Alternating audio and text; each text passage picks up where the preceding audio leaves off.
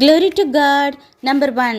சவுல் தாவீதை துரத்திக்கிட்டே இருந்த காலத்தில் ஜெபத்திற்கு பதில் இல்லாததால தேவன் என்னை எப்படி நடத்துவார்னு தெரிஞ்சுக்கிற வரைக்கும் என் பேரண்ட்ஸை பார்த்துக்கோங்கன்னு மோவாப் ராஜாட்ட தாவீது சொல்றாரு.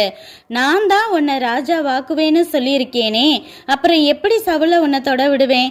ஏற்ற வேலை வரும் வரை விசுவாசத்துடன் பொறுமையா காத்திரு என்பதே தேவனுடைய மௌனத்தின் அர்த்தம்.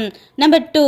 சவுல் ஜனங்கள் எல்லாம் ஃபாஸ்டிங் இருந்து யுத்தம் செய்ததால டயர்ட் ஆகிட்டாங்கன்னு யோனத்தான் சாப்பிட சொன்னதால் ஜனங்கள் பசியில் ஆடு மாடுகளை அடிச்சு ரத்தத்தோட புசிச்சாங்க.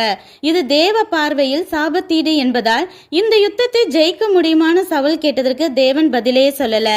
இந்த மாதிரி சாபத்தீடான காரியங்கள் நம் வாழ்வில் இருந்தால் நம் ஜெபத்திற்கு தேவன் பதில் சொல்ல மாட்டார். நம்பர் 3. தேவன் எச்சரித்தும் சவுல் துணிகர பாவம் செய்ததால் தேவன் சவுலை புறக்கணித்து தள்ளின பிறகு பெலிஸ்தருடன் யுத்தத்தை ஜெயிப்பேனா என்று கேட்டதற்கு தேவன் பதில் சொல்லவே இல்லை. தேவன் தள்ளும்படி நாம் நடந்தாலும் பதில் சொல்லவே மாட்டார். ஸோ தேவன் பதில் சொல்ல சில நேரங்களில் தாமதம் ஆனாலும் நம்ம அதுக்காக கலங்க வேண்டியதே இல்லை. நன்றி.